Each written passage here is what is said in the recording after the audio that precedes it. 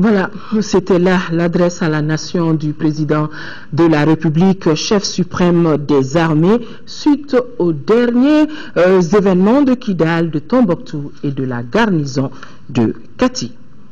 Et ce communiqué du gouvernement, le gouvernement de la République du Mali informe l'opinion nationale et internationale que dans le cadre de la mise en œuvre de l'accord de Ouagadougou, 23 prisonniers affiliés aux mouvements armés du Nord ont été remis ce jour, mercredi 2 octobre, à la MINUSMA en présence de la Croix-Rouge. La cérémonie a eu lieu en présence de 2 membres du gouvernement, le ministre de la Justice, garde des Sceaux, et le ministre de la Réconciliation nationale et du développement des régions du Nord. Aussi du représentant spécial du secrétaire général des Nations Unies, du chef de la MINUSMA, le président du comité de suivi de l'accord préliminaire, du représentant personnel du président de la commission de la CEDEAO, de l'ambassadeur du Burkina Faso dans notre pays, représentant le médiateur de la CEDEAO, du représentant de l'Union africaine ainsi que des membres de la société civile de Kidal, à savoir Mohamed Ag Intala, Zeid Ag Amzata et Mohamed Agerlaf. Avec ces libérations, donc, on voit le gouvernement s'engage à poursuivre la mise en œuvre des mesures de confiance en vue d'instaurer un climat propice au dialogue avec l'ensemble des acteurs de la crise. Cérémonie de libération suivie par notre reporter Amadou Sankaré. Ils étaient bien là. Eux, ce sont les 23 prisonniers libérés dans le cadre de l'apaisement du climat social dans notre pays. Pour l'État malien, cette libération cadre parfaitement avec les dispositions contenues dans l'accord préliminaire de Ouagadougou. C'est des personnes dont les cas ont été examinés par les juridictions, les juges d'instruction qui étaient saisis des dossiers. Après examen, n'ont pas cru devoir relever contre ces personnes des crimes ou des infractions qui ne sont pas éligibles aux accords de Ouagadougou. Par exemple, les crimes contre l'humanité, les crimes de guerre, et on n'y est pas parvenu, et peut-être pas d'autres infractions majeures. Mais je constate que leurs demandes de mise en liberté ont été agréées par les juges en charge des dossiers. Donc je leur fais confiance et je me dis donc c'est des personnes qui sont éligibles aux accords de Ouagadougou. Mais quel est le statut de ces prisonniers? Dans ce genre de conflit, vous avez d'un côté des militaires en uniforme et d'autre part des gens qui ne le sont pas, qui n'ont pas de statut officiel tel qu'on puisse les définir, mais leur présence sur le théâtre des opérations et à des moments précis peut conduire à croire que ils appartiennent aux belligérants, que c'est des combattants. Et lorsqu'ils sont arrêtés, en ce moment, il reste à vérifier si réellement c'est des combattants. Dans ce cas, ils doivent répondre de leur qualité de combattant, et si ce n'est pas le cas, ils doivent être élargis. Donc ces gens, c'est des combattants?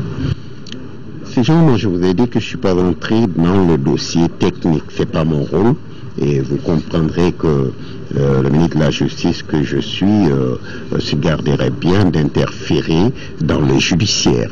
Pour le représentant spécial du secrétaire général des Nations Unies au Mali, par ce geste, notre pays marque ainsi un pas important dans la recherche de solutions à la crise au nord du pays. Les mesures de confiance qui sont tellement importantes dans la résolution du Conseil de sécurité de l'accord de Ouagadougou peuvent créer vraiment l'ambiance. Nous avons vu les derniers jours au nord une situation qui n'est pas bonne. Alors ça ne peut pas continuer, et je crois que les mesures de confiance qui ont été prises aujourd'hui par le gouvernement, il y était une libération aussi de côté de Amanala il y a quelques jours. Maintenant ça doit décrisper la situation. Et ça, c'est l'urgence maintenant de retomber et de revenir avec la discussion entre les parties, informelle et formelle, mais il faut maintenant se parler, c'est la seule solution. Au cours de cette cérémonie, le gouvernement du Mali s'est engagé à poser d'autres actes, toujours allant dans le sens de l'apaisement du climat social. L'actualité sur un autre plan, le ministre britannique chargé des Affaires africaines a été reçu en audience cet après-midi par le Premier ministre, chef du gouvernement Oumar Tantamli, au centre des échanges, la coopération entre les deux pays et la participation de la Grande-Bretagne à l'effort de la communauté internationale en faveur de notre pays. Marc Touré.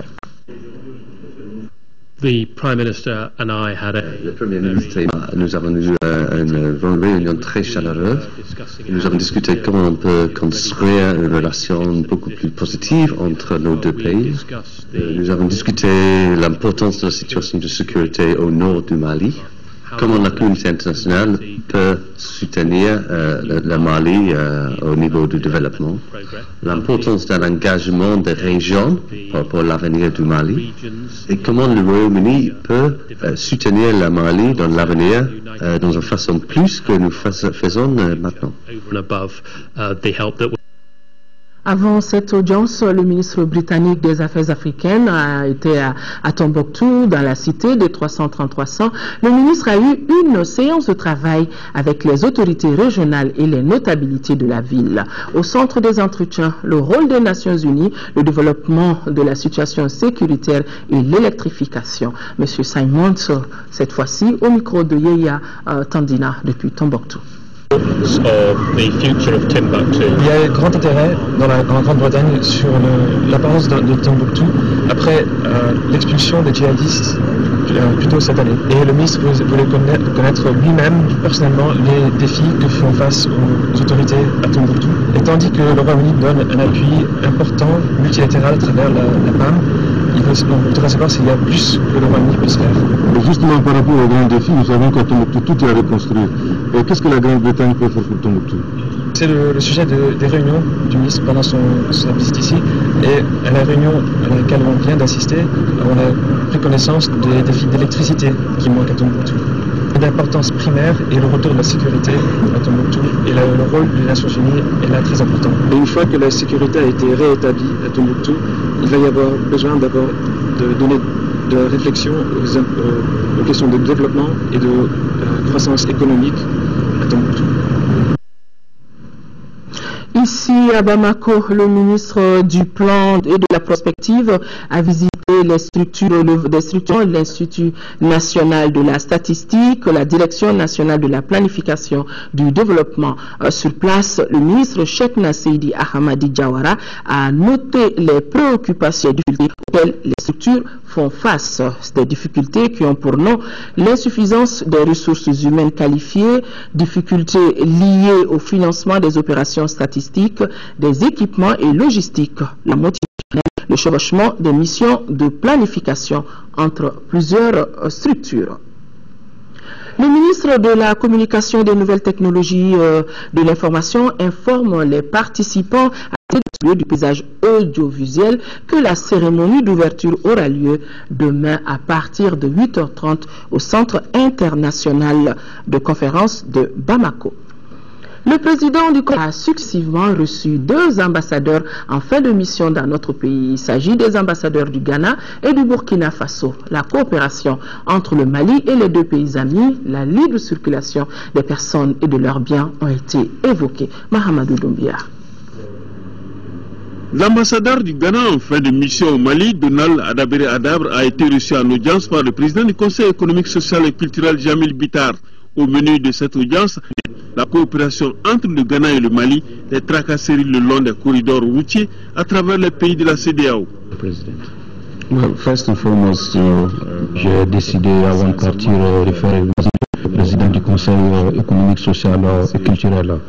Et lors de nos discussions, nous avons essentiellement parlé de la libre circulation des personnes et des biens au niveau de l'espace CEDEAO, notamment Ouagadougou, Bamako. Aujourd'hui, les difficultés, les tracasseries que les commerçants dont les commerçants sont en train de souffrir vont faire souffrir aussi les consommateurs. Je pense que pour une bonne évaluation de la libre circulation des personnes et des biens et pour le bien-être de nos citoyens. Un autre ambassadeur en fin de mission a été aussi reçu en audience par Jamil Bitar. Il s'agit de l'ambassadeur Dieu au président du Conseil économique, social et culturel. Au bout de 10 ans de séjour, Je suis venu annoncer donc la fin de ma mission au Mali et lui exprimer du fond du cœur toute ma reconnaissance pour son accompagnement constant, son appui sans faille et un essor évident, palpable. Durant 10 ans, quel souvenir vous gardez du Mali? Je ne suis pas malien, je suis malien et je sais que les Burkinabés qui vont écouter ce que je suis en train de dire vous diront effectivement il est malien. J'ai servi et le Burkina au Mali et je crois que je vais continuer à servir le Mali partout où je serai. L'élan de solidarité du Royaume du Maroc envers le peuple malien continue. Cet après-midi, 34 tonnes de matériel ont été remis aux autorités sanitaires. Il s'agissait là de renforcer davantage les liens d'opération entre nos deux pays, nous dit Alpha Meiga. La coopération entre le Mali et le Royaume du Maroc se renforce, en témoigne ce geste. Les forces armées royales mettent disposition du département de la santé des médicaments kits pour bébés. Le second don est du roi du Maroc, lui est composé de vivres. Je peux vous assurer que l'usage qui sera fait de ces dons sera conforme à la politique d'équité, de façon à ce que les... Au Mali, lui a saisi l'opportunité pour faire un bilan à mi-parcours. Il s'agit de l'installation de la structure sanitaire il y a de cela 15 jours ici à Bamako.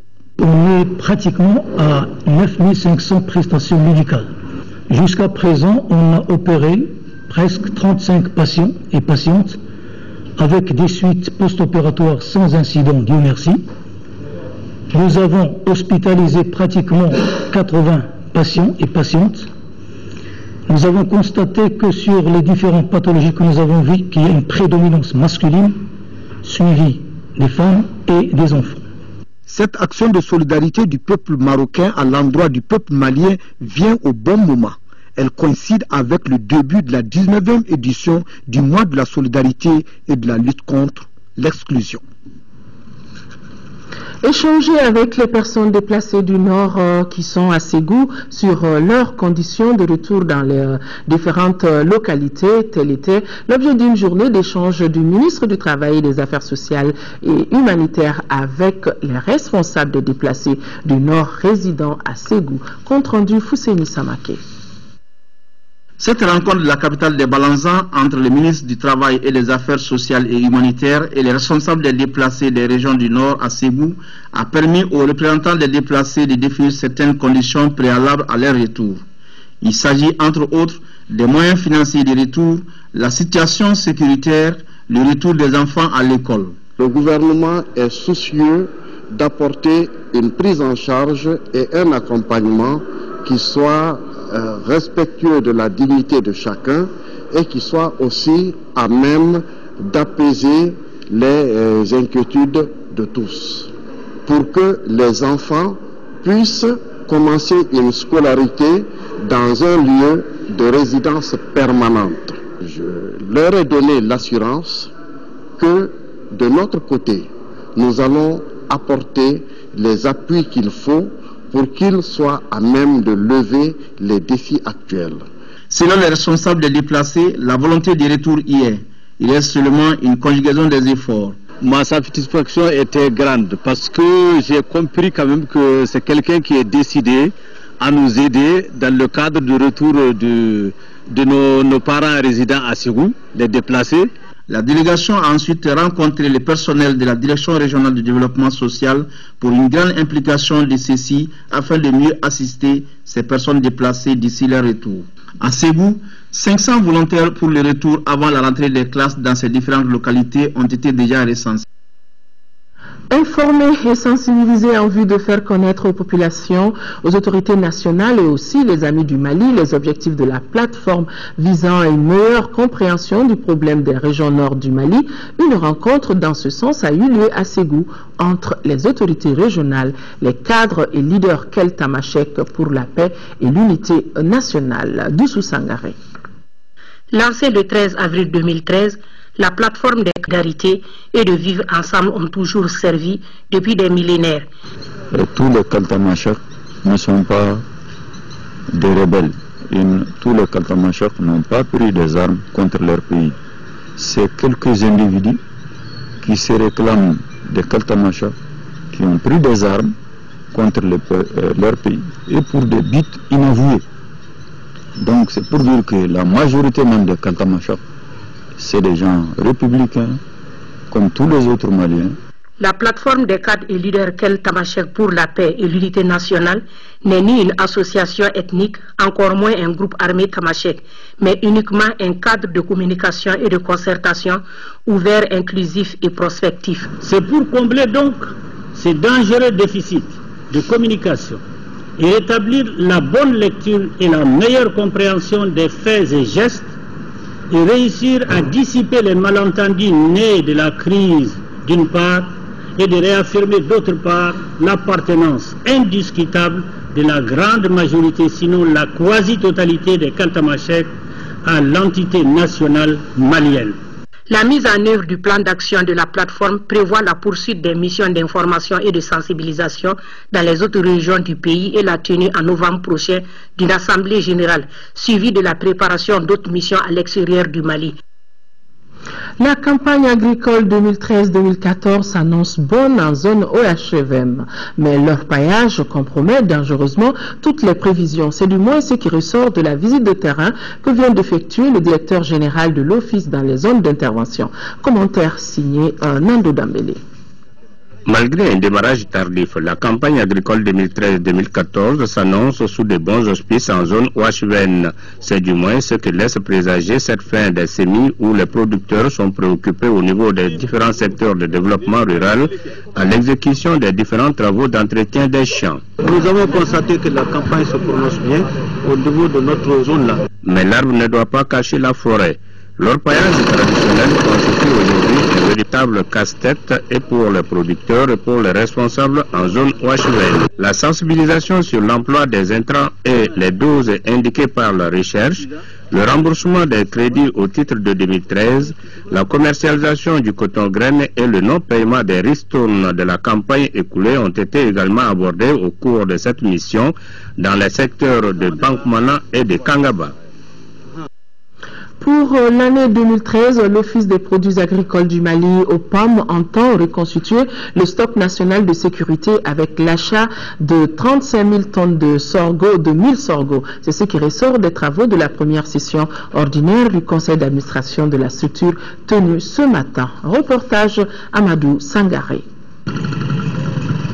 Après une année 2012 difficile, marquée par une crise alimentaire et institutionnelle dans notre pays, l'Office des produits agricoles du Mali, OPAM, entend en 2013 sortir la tête de l'eau avec la mise en importantes activités. La reconstitution du stock national de sécurité avec l'achat de 35 000 tonnes de 1000 sorgho, l'approvisionnement des zones à risque de rupture d'approvisionnement à hauteur de 9 500 tonnes, la vente des zones à risque de rupture d'approvisionnement à hauteur de 3 500 tonnes dans les régions nord, l'approvisionnement de Ségou en riz.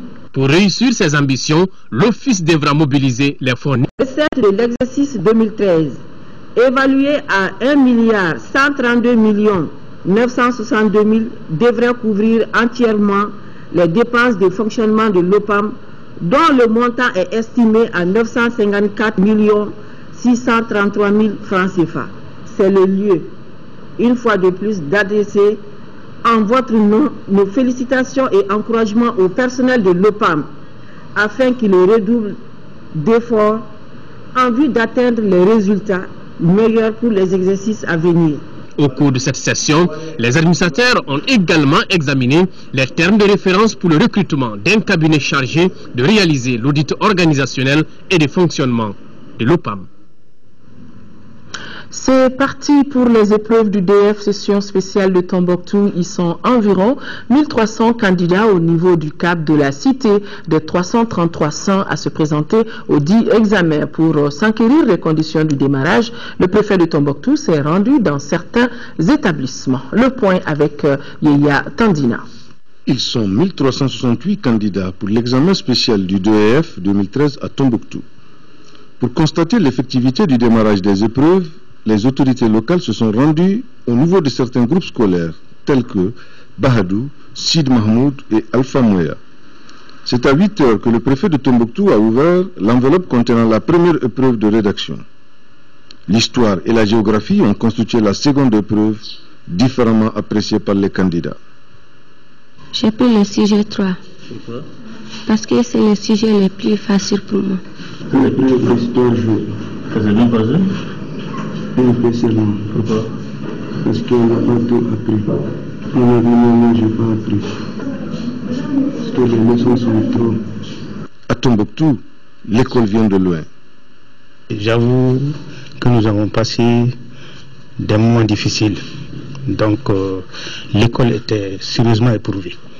Avec le retour de la sécurité et ensuite avec le retour du calme qu'on constate.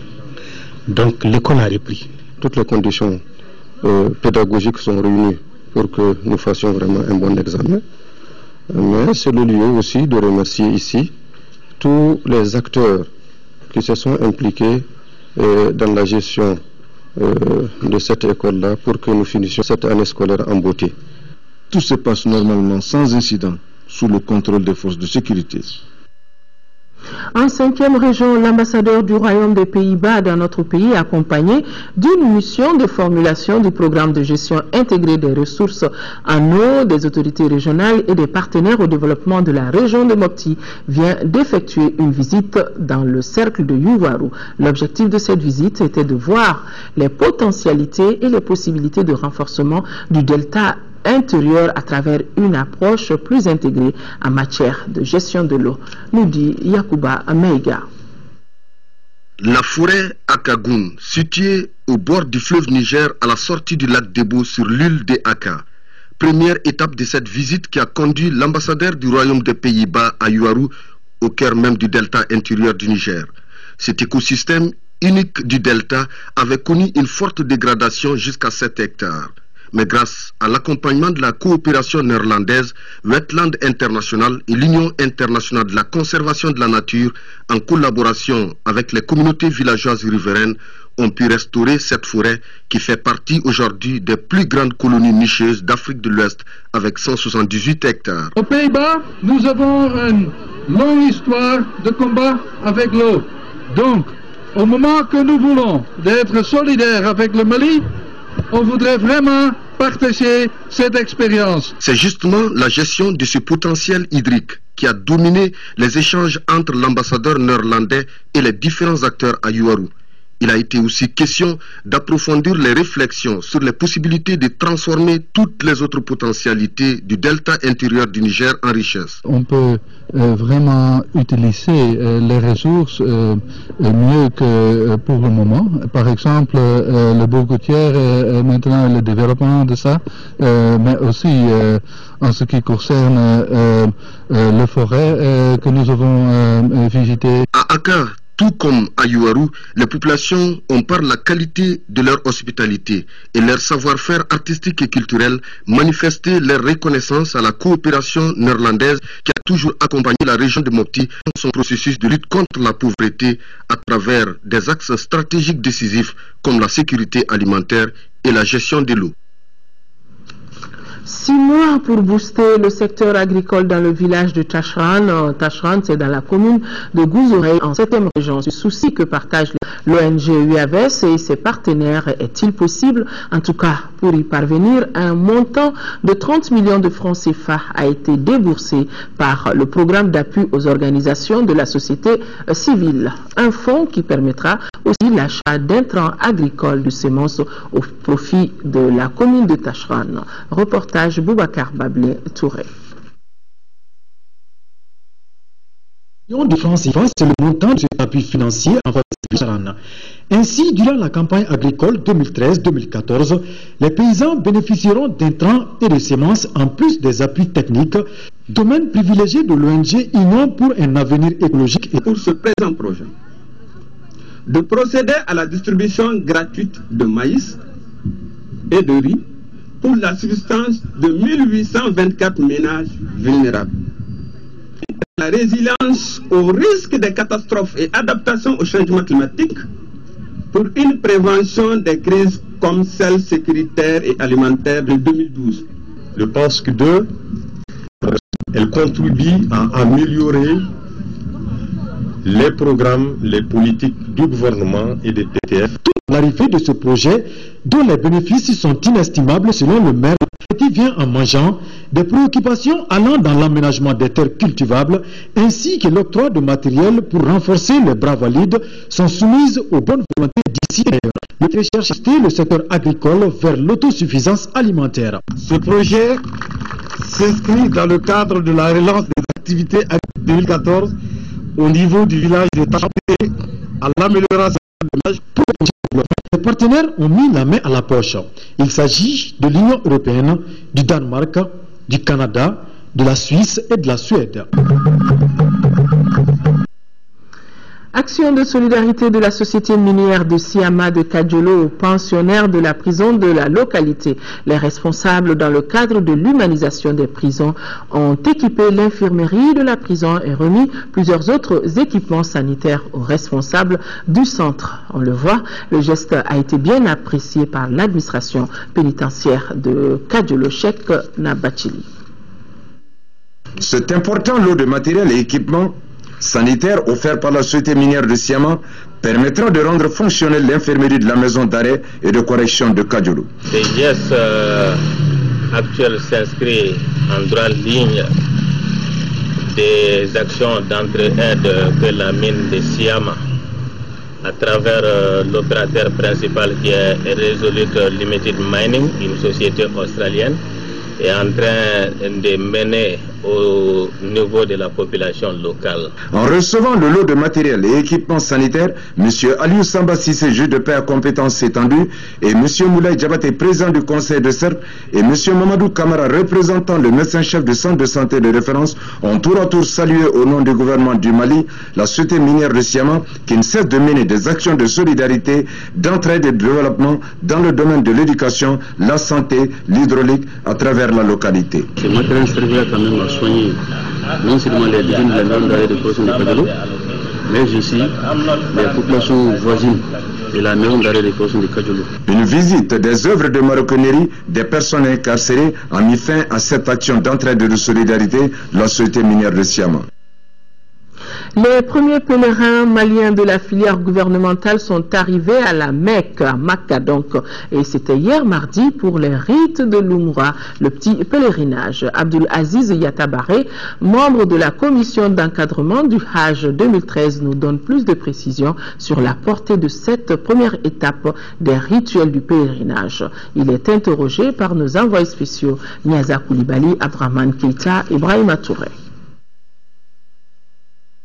Après le séjour de Médine, rentrer à la Mecque.